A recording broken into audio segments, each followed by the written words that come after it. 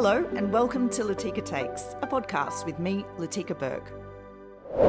Hello, welcome back to the podcast. Thank you for joining me once again. This week you find me in London, and happily, someone from Australia who I have been wanting to interview for a long, long time now is also here in London. It's Cheng Lei, the Chinese-born Australian writer who was held in detention by the CCP for 3 years at the height of the pandemic and at the nadir of Australia-China relations when the former government asked for an inquiry into COVID and the CCP decided to take that out on Cheng Lei. Cheng Lei is in London. She's been speaking at PEN International's Day of the Imprisoned Writer, as she says in this discussion, something she knows a little about. So I'm not going to do too much of a long intro because I really want this discussion to stand for itself. But what I will say is that Cheng Lei released her memoir this year. It's wonderful. It's brilliant, as readers of my What I'm Reading list know. But I have deliberately not designed this conversation to be a discussion about the contents of her book. If you are interested in Cheng Lei's story, I would really encourage you to read her book yourself. It is so honest. It is so open. It is so devastating. It is so funny. It is so warm. It is so sad. It's wonderful. What I really wanted to do in this conversation is talk to Lei about some of the issues and themes that she raises, but not necessarily ask her to give us a blow-by-blow account of her detention. You're going to find that in her book. This, I think, is probably, well, for me, certainly the most heartfelt and emotional discussion I've ever hosted on this podcast.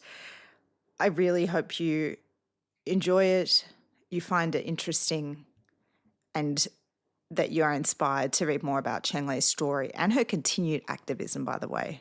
She, as you will hear, still faces intimidation by the CCP even after she has been freed and is just trying to live her life in Australia. If you like this podcast, please do recommend and share it. But for now, let's get straight into the discussion. I hope you enjoy it. Cheng Lei, welcome to the podcast. Thank you for having me. You know, of all the places I thought I might finally get to meet you, London was not it. What are you doing here in London?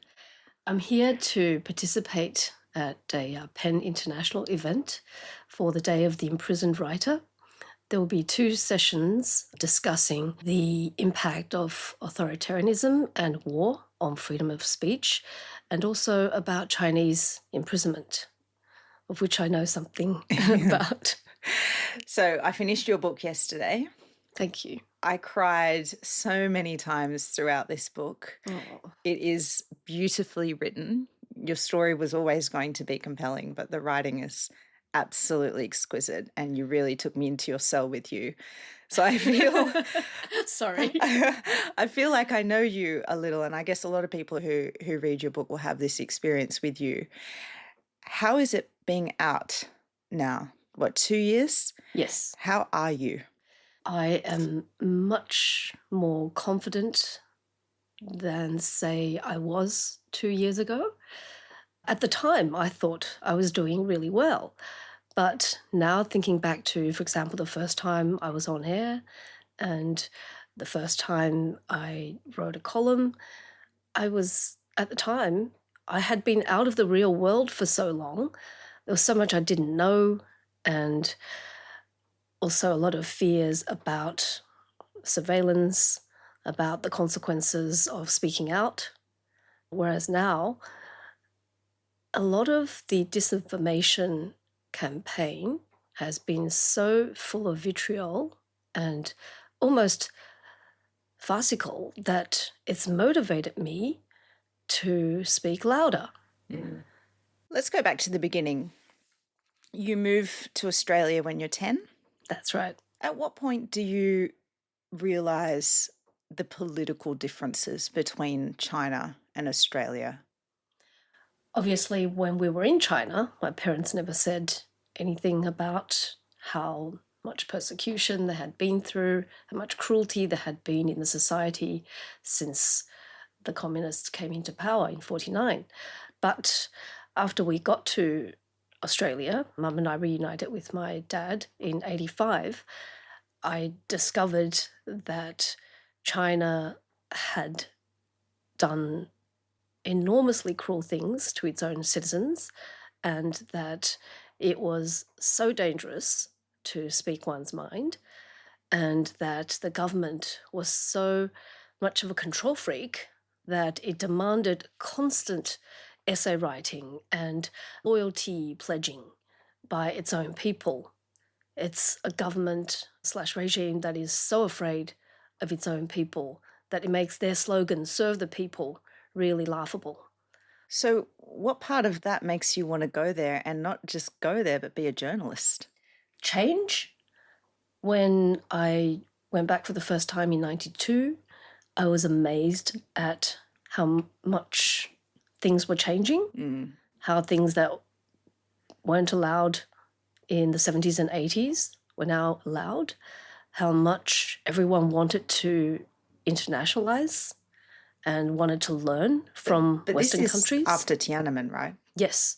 So I think what Tiananmen did was, one, disappointed people who wanted democracy now, right now.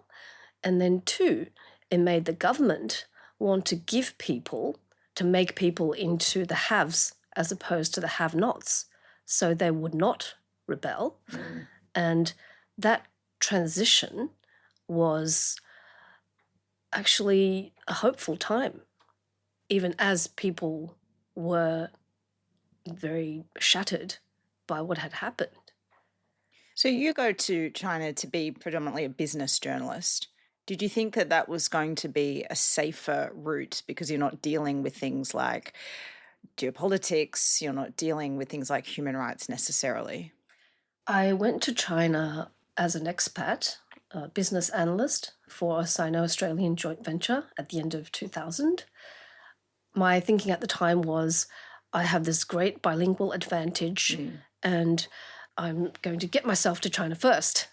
And when that JV folded after a year, I was looking for all sorts of jobs.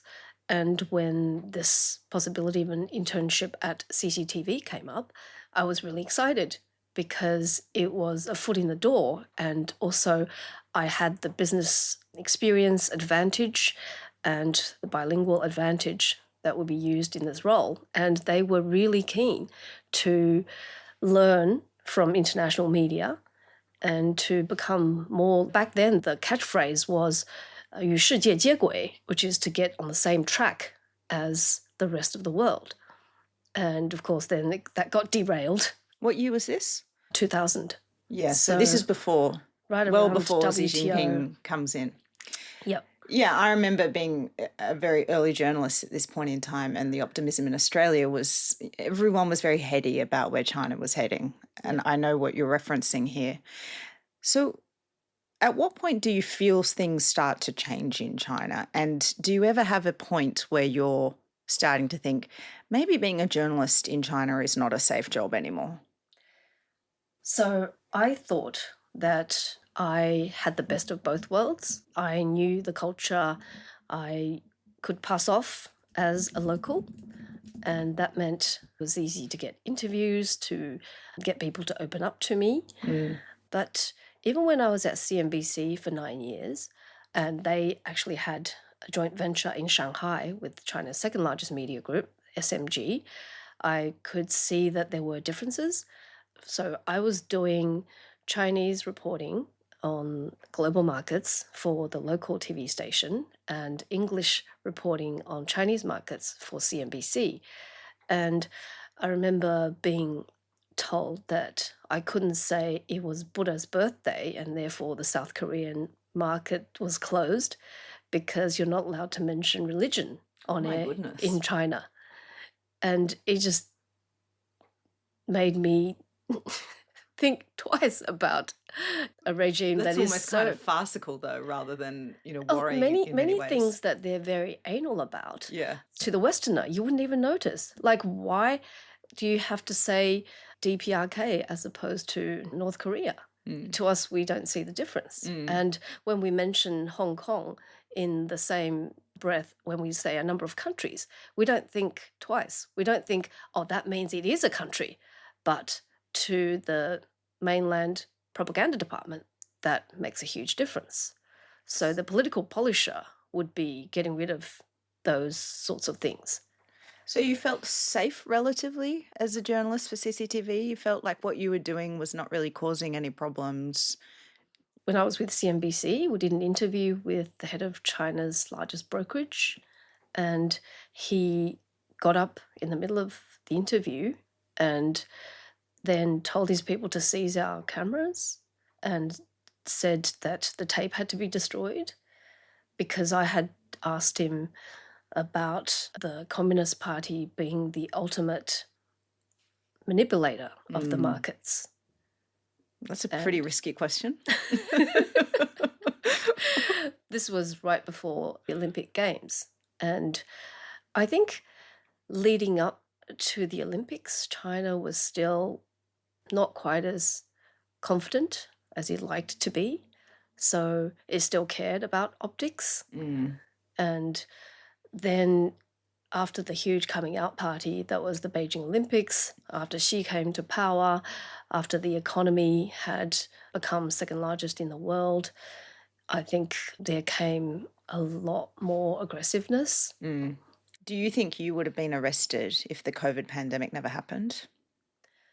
One doesn't know, but I do see now that the pandemic is an extreme sore point with the communist government. Anyone who writes about it becomes endangered or shut down altogether. And one can't help but think that is because they have something to hide. So Australia's unilateral decision to call for an investigation into COVID started off the surveillance on Australian citizens in China, and I think is one of the main reasons that I was arrested in August of that year. Do you regret that the government did that? I think they regret it probably more. I think locking up a foreigner, locking up a foreign journalist is never going to work out well. Hang on, do you regret the Australian government calling for that inquiry? I think maybe doing it with other countries would have been a more sensible idea, and maybe giving the Chinese embassy a heads up would have had less damaging consequences. But I also don't like that when I was in certain suburbs, very Asian-dominant suburbs of Australia, and the Chinese Australians would all say, oh, it's Australia's fault. You can't say that it's all Australia's fault. So you were charged. I really struggled. I remember when you were freed and it came out what you'd allegedly done. You broke an embargo, essentially, but it wasn't even publicly an embargo. You forwarded another journalist a report, essentially. 8 words. Yes. From the report. I mean, about an hour and a half before it was to be read on TV so that the entire world would know it. I mean, in your world, even in China's frame, was that really a crime? Is that something that you knew that you weren't supposed to do, or did they just make this up? One, the prosecutor said my case was a joke when he first read my file and spoke to my lawyer. He changed his tune the second time. And then 2, the document that specifies the embargo time was hurriedly made up a year later when the prosecutor tossed the case back to the investigating officers. And from what I know of other people's cases, evidence and motivation and due process, all of that is not important. When you moved back to China, did you calculate or factor in, I'm moving back to a country where if something goes wrong, my ability for justice is not the same as the country I've just grown up in?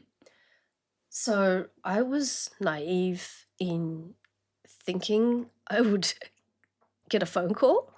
I was naive in not understanding the system of torture known as RSDL. I didn't think I would be treated that way. I naively thought state security was defense in a number of missiles. And I thought my world, my work were just so far from that. When they mentioned the charge, state secrets, I thought it was a big mistake. I thought it was a joke. Did you laugh out loud? I mean, what was when they read these charges, what is happening inside you? I mean, obviously you must have been terrified. No, because it was so stupid that I thought, hey, hang on, this is all going to be explained away and people are going to apologize to me, but for now, I'm just going to see what they do. Do you think in retrospect, actually not knowing how long you would end up being detained was a good thing at the start? If you'd known at the start, do you think you might have coped differently or anything? Because it takes you some time to actually realise how long you're going to be there, doesn't it? Yes. I mean, in the first few months, I always thought if I could just ride it out to the next phase, things will be better. And then when I went into the detention phase 6 months later, I thought, surely once I got to see the lawyer, things would speed up. But the more I spoke to my cellmates, the more I realised with a sinking heart that state security cases go on for years. At what point in your detention do you start thinking, I'm a victim of geopolitics here? I'm hostage diplomacy, case number one, and actually, in some ways, this is washing over you as opposed to anything you can do or say or confess to? That was my first thought when they asked, do you know why you've been brought here? And of course, they totally denied, at which point I thought it must be it. But the trouble with the utter isolation, the deprivation, and the psychological torture is that you get Stockholm syndrome. You start to believe your captor's line, and especially when they're the only people you get to talk to. I remember days and weeks where all I said for that entire time was request permission to go to the toilet, request permission to wash the bowl. And then when you get an interrogation, it's actually a huge relief because you'd forgotten how to talk. And all the things and of course it's me against a group of them, and they can give you books. They can vary the extent of pain you're in. They can give you letters. So it's a very subtle thing, but you start to believe what they tell you and feel dreadfully guilty for everything that you once did to get information from your sources, to be curious about.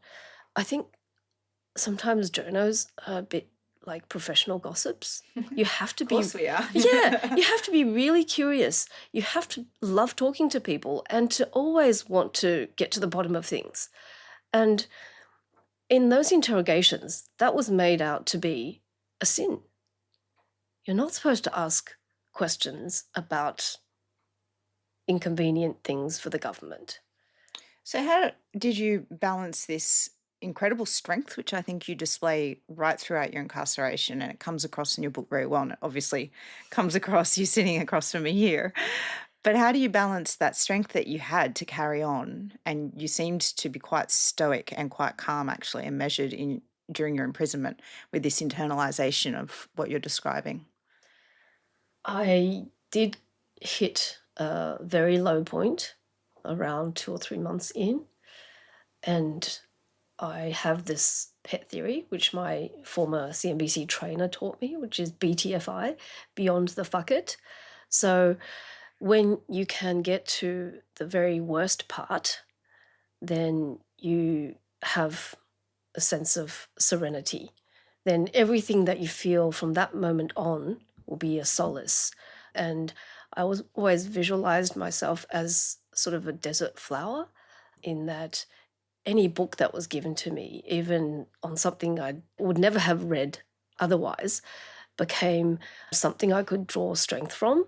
And, like the flower in the desert would draw moisture from extremely arid air.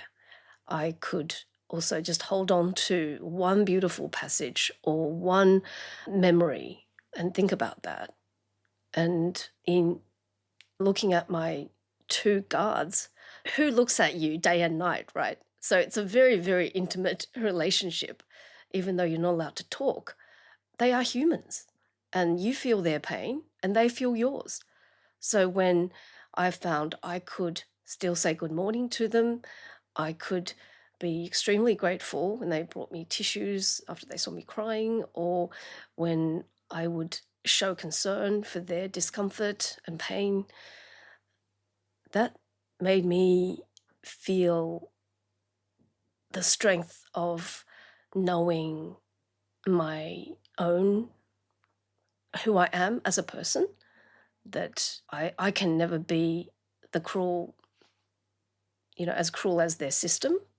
So this is a bit weird, but a question, but did you have like a connection with them? Is there a relationship that you established with them? Of course. How can you be in that close physical proximity? And to a certain extent, they could help me. Were they men or women or both? Always women. Women. So if they could be less mean about enforcing the very cruel rules, if just we began to, because you can't talk, but we could speak with our eyes. And there's a lot that humans can do with so their you felt facial. they were being kind to you?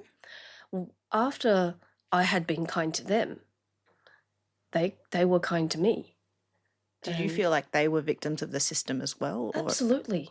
Even more so, like the fact they had to wear masks and I didn't, and that one had to stand and the other one had to sit, they would swap. And just how can you look at somebody for all that time, look at them sleep when you're dozing off, and look at them go to the toilet and think how disgusting it is?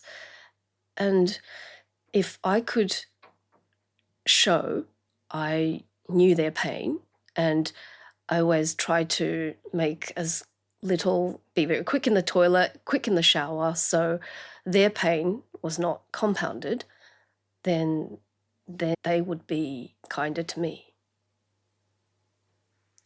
That must be a very complex set of emotions, I imagine. They're very young and I think very naive. And now that I've read online comments of others who had been in this position, I'm gratified that I did the right thing, because they hadn't. Most of these technical school students who sign up to this have no idea what they're in for. Did you always think / hope, console yourself with an idea or understanding that Australia would get you out? Or did you think that the relationship between the two countries is what got you in there in the first place and that was not going to be your saviour? Of course, I didn't know the political developments of the next 2 years, but every time I saw the embassy officials, I always felt a great deal of warmth, because I had known some of those people and they were really trying to lobby on my behalf. And it was very moving for me to read the embassy's reports after I was released. And even though it's just in bureaucratic language, they would say things like, requested extra reading materials for Miss Cheng, requested, and they would just keep on asking for better treatment. And I was moved to tears that, we don't think of DFAT as being warm and fuzzy, but that is what those consular officers do. Yeah, because they see your pain. I've spoken to a lot of DFAT people who've told me about some of the consular work they do, and all seriousness, it is amazing work they do. Yeah. There's this, I'm just for the benefit of listeners, I think we're both crying at this point. I've never cried on a podcast. There's this great story you tell about one of the DFAT guys who wears socks to make you happy. Yeah. I loved this. Because So typical MSS, gratuitous cruelty, even though they were in the same compound, they were often in the room next door. We couldn't have face-to-face visits, even though they had to pass 7 COVID tests to get into this super secret facility, have their phones confiscated, couldn't record anything, and then still not be able to show their faces. Like, we're doing video link conversations with wearing masks, all of us. It's just cruel. But one way Tony Pobje thought to cheer me up was, it was Chinese New Year and he knew I was born in the year of the rabbit, so he wore Bugs Bunny socks. And because the camera of the video link is in a really weird angle, he had to hold up his socks, his foot, in order for me to see it. And it's just... And did it work? Did it cheer you up? Of course it did. I mean, in that dreary, bleak existence, and also remember, I'm responsible for taking back to the cell anything new, anything positive to brighten the mood among my cellmates. So when they heard that an official would do something so seemingly small but so heartwarming, gave them hope too. Do you stay in touch with any of these officials who helped you? Yes, with Tony, with Graham. Graham Fletcher was the ambassador at the time. That's right. Yeah. And he was the unlucky seatmate for my freedom flight. I love this story of your flight. You must have been a gibbering mess. Yeah, I was. And had runny mascara all over my face. And he didn't say anything. He just listened to me very politely. It was 2 a.m. and I was still going on. I can only imagine. So you're in jail 3 years, isn't it? 3 years, 2 months. 3 years, 2 months. What did you discover about yourself in there that you never thought you realized about yourself before? Was it your strength? Was it... What is it? What's... I think when you get to your mid-30s or 40s, you start to think of yourself as your work persona. And it's only when you've been stripped naked in a cage, when all of your belongings can fit in one little plastic box, and that your world consists of only 3 other people, and very glum-faced at that, you start to realize what you're made of. And for me, I discovered that I could actually be creative, even with only scraps as my ingredients. I discovered that when you try to help somebody, and when your mission for the day is to make somebody smile or make the mood less repressive, how that could actually lift you out of the hole. Like, the highlights of our days were singing and English lessons.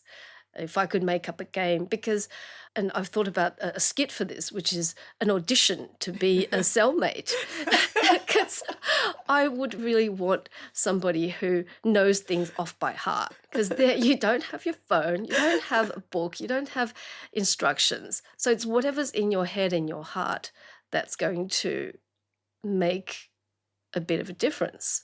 And I so regretted not learning things like 10 ways to fold a piece of toilet paper, origami tricks, or even for eventually making bootleg cider. I had to rely on this book, The History of Wine, to inspire the thought that if we pull together some apple and put a bit of sugar in it, and it will ferment and start bubbling. So I guess it's kind of weird to say, but it sounds like you actually have some positive memories of that time.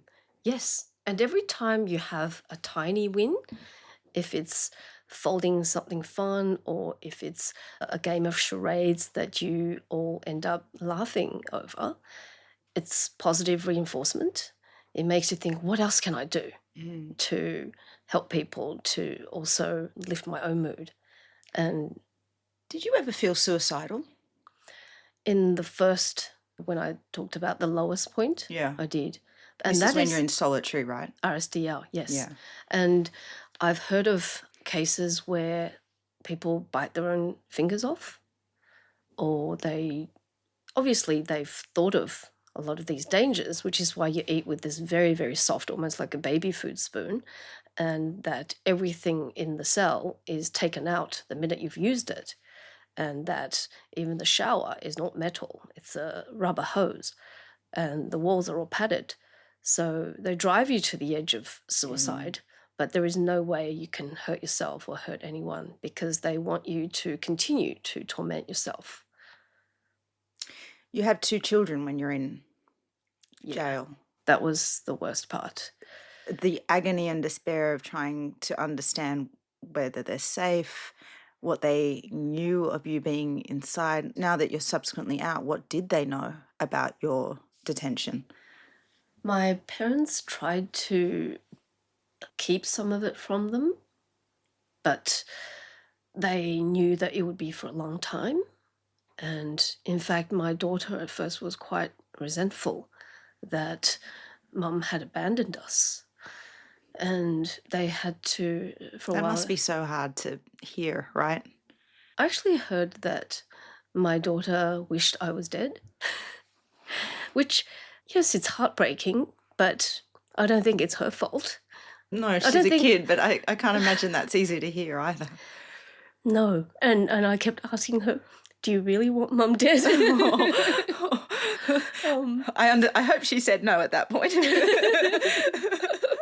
was a bit embarrassed, but I think everyone just went through such heartbreak and the confusion and the uncertainty, because my parents had to make decisions around the kids' schooling, and communication was always so hard.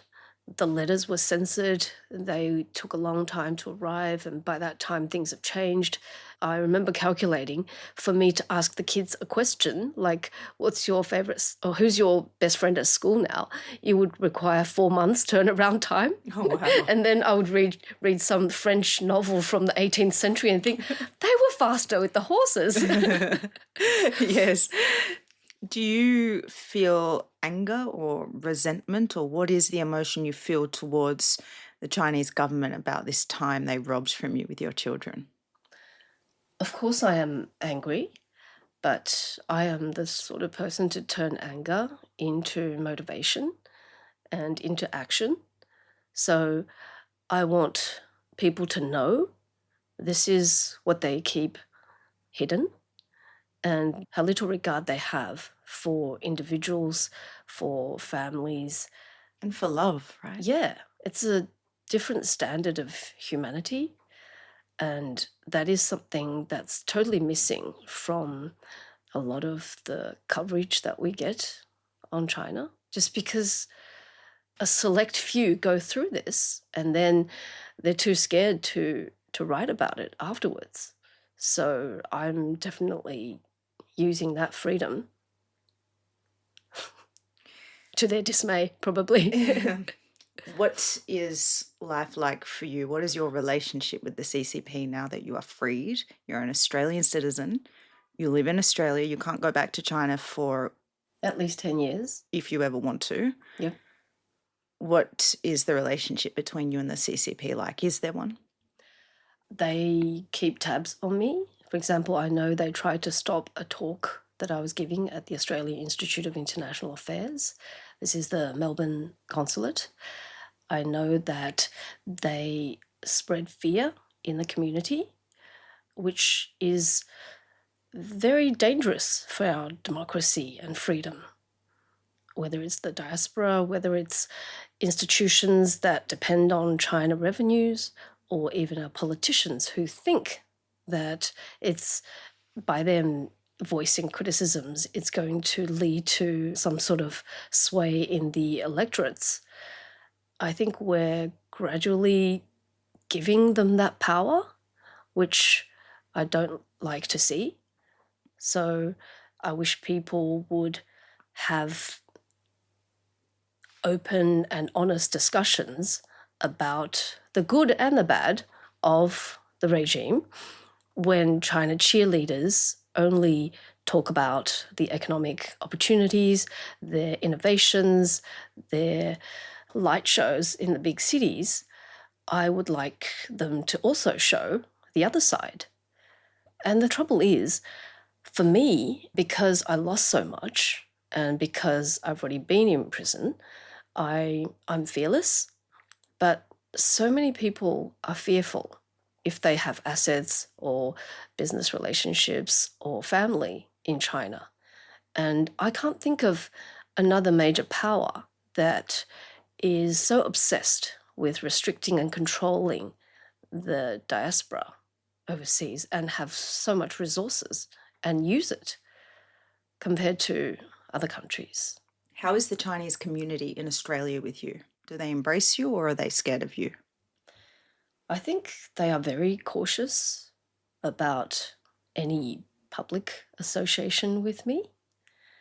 And I'm talking about community associations. And often it's almost funny in that, for example, one person will invite me and then they will have, say, a committee meeting, and then they'll say, sorry, we don't want you to come. Or you can come, but you've got to stay hidden in the crowd. Or This is like Mean Girls, but geopolitical level. Shadow cancellation. Oh my goodness. And Does this hurt you? Nobody from my former Melbourne circle of Chinese friends contacts me. And I guess, initially I was disappointed. But again, that's just motivation to be better and to live better. I have made so many more new friends who range from former founders of the Chinese Democracy Party to writers like Murong Xuecun, who wrote a book about COVID in Wuhan, to brave dissidents who continue to speak the truth. You mentioned this contrast between being fearless and fearful. Yes. Do you think the Australian government is fearful of China in its policy settings right now? I think it is very concerned about possible repercussions after what happened in 2020. There's PTSD about China's retaliation, and there's also PTSD on a political calculation side. So losing the Chinese-Australian vote, as it were. And that really needs to be dealt with. One, we need hard data on the voting attitudes, the voting eligibility of the Chinese Australians. Two, we need better communication. And also, it needs to be a two-way street of acceptance and integration. So between the non-Chinese and the Chinese immigrants. I see the immigrant bubbles, and it's not just the Chinese community. Because of technology, because of the number of certain diasporas, there's less inclination to integrate into what might call mainstream society that may not have been the case 20, 30 years ago. So they use Chinese apps, go to Chinese restaurants, go back to China for holidays, and then they don't really fully experience the benefits of a free society. People want the rights of democracy, but they don't want the responsibilities. And that, I imagine, makes it very easy for the CCP to keep control of this diaspora community if they're behaving like that, as opposed to what your parents did. Yeah. If they feel alienated, if they feel underrepresented and disrespected and sometimes discriminated against, they are ripe for the manipulation and interference of the Communist Party. Because they think, oh, good old motherland, we talk the same things, we watch the same TV soaps, we eat the same food. I still feel that kinship, which is fine, but then what is the point of having the freedom in our society? How do you balance being a journalist? And I guess for better or worse, maybe you're an activist or a dissident too. Absolutely. You're part of this community. There was it went around the world actually, this incident when Chinese Premier comes to Australia and you roll on up. Do you want to tell what happens and how you balanced being Cheng Lei and also a reporter? I didn't expect it, and I don't think anyone in Australia expected it. I thought, this is a China story, this is my forte, this is happening in our backyard. Of course, I have to put my hand up to cover it.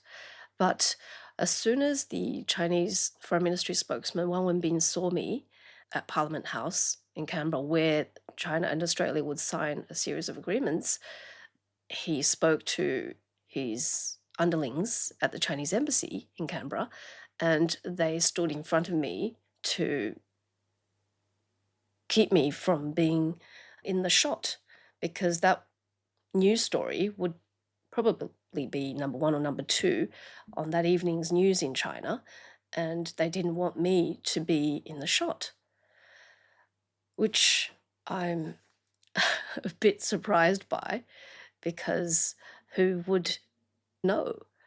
So when they did that and caused a diplomatic kerfuffle, it looked really bad overseas. But in China, who was to know?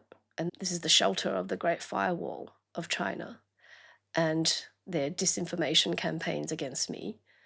But the second day, when this came up at the Foreign Ministry news briefing, this very spokesman who ordered that I be kept from view denied with a straight face that he even knew what the reporter was asking, or who I was. I mean, at some point, is this farcical? If it wasn't so serious and dangerous But also, at the second meeting that day between the Chinese Premier and Peter Dutton's team, so the opposition, I heard the Chinese diplomats say, this is our turf, we're going to veto it. And that was in reference to me. And then the Minister of Commerce came, and as soon as he saw me, he stopped in his tracks and somebody whispered to him. And I was just there observing this theatre. And then someone from the Australian side was trying to keep the names of these Chinese diplomats from me, even though she knew full well who they were. So the fear is wide and deep. Mm. And so what does that mean for you being a journalist? Because you have a skin in this game, really, you honestly do. Yeah. How do you approach that? As the exiled Chinese writer says, when you regain the sky, meaning freedom, you lose the ground, meaning you can't be there. So as a reporter, it's a challenge to cover China from afar. But as Will Glasgow was telling me last week, it's also a huge challenge covering it from China on the ground. The internet issues, the constant harassment and being followed, things not even being on the map, the xenophobia and fear of foreign journalists, especially among the Chinese. So I do a lot of online digging. I look at what's changed. I speak to people who have recently been there. And I still think I have a lot to offer in covering China, which I think the coverage of China in Australia, I don't know about the UK, but in Australia it's certainly lacking in breadth. Well, it's shallow, depth. right? Because we don't have a good insight into the community, and that's also their own design, because they kicked out all the Australian journalists. That's right. And we're quite insular, so the coverage is episodic. You only hear it when there's some sort of military or diplomatic flare-up. And then, so China, it's sort of, we see it in caricatures. They're either our best friend trading-wise, or they're just doing dangerous things in the South China Sea. And there's so much in between that we really should understand better. And final question, how do you identify being Chinese-born, Australian, treated so cruelly by the CCP? Is there a way that you can divorce being Chinese and understanding what the CCP does, or is it infused in one for you? I have to separate those three. And I think when it comes to calling out CCP abuses of human rights, our media and our politicians should make their comments targeted, specific, and their reactions proportionate. One should never say things like the Chinese people or Chinese as if it's just one monolithic block. And I just want there to be better understanding of the system. I got asked by my colleague, his dad really wanted to buy a Chinese car, but the whole family they're all in journalism, so they talk a lot about ethics, and he felt bad and asked me for advice. So I said, if you have to buy a Chinese car, maybe go for the Great Wall Motors one because it's a private company. I've interviewed the founders, kind of encouraging or rewarding entrepreneurship at least, even if, of course, there's going to be CCP control, but much less compared to Shanghai Auto, for example. So there's a relative scale you can put these things on. But then I was also turning the question around to, do Chinese people, Chinese Communist Party members think about such things when they buy a Western service or product? No, they send their kids to these evil Western democracies. Yes. They get green cards in the US, who they constantly bash, and all the elites are crazy about all things Western. Yeah. And then they spout this entirely opposite line to the naive masses. Let's end on a positive note. Slim pickings. What's your hope for China beyond Xi? Is there a China that you one day go back to that is maybe not free like Australia, but it's freer? So I became much more patient during my 1,154 days of waiting.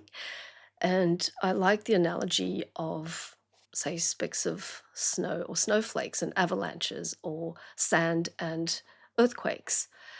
I believe in the power of even the tiniest things we do, whether it's a friendly gesture to a new immigrant, whether it's making ourselves or behaving with integrity, even if powerful institutions and people are not doing that, we should still uphold what we believe to be right instead of just giving up and joining the crowd. I think that's what's made Western democracies survive in the past decades and centuries. And it's such a noble cause that we should all do our part. And if every Chinese person, wherever they are, can feel free to speak their minds, to care about the truth, and to stand up for others who are suffering, instead of that whole only sweep the snow around your own door kind of mentality, then it doesn't matter who's in power. I think the world would be better. And as someone who's had freedom taken away from them, what would you say to everyone who has freedom now that's never had to question it? Treasure it and do justice to it. There is nobody telling you what not to do. So do it all. Do it now. I think of life as being a life sentence because we all die in the end, and we can be our own worst warders, and we shouldn't be. We should set ourselves free. Cheng Lei, wonderful words of wisdom, a wonderful heart. I'm so grateful for the time you've given me, and it's so wonderful to see you sitting in front of me. Thank you so much for coming on the podcast. Thank you. Thank you so much. You've been listening to Latika Takes with me, Latika Burke. You can find my work at latikambirk.com and this podcast where you find all your podcasts. See you next time.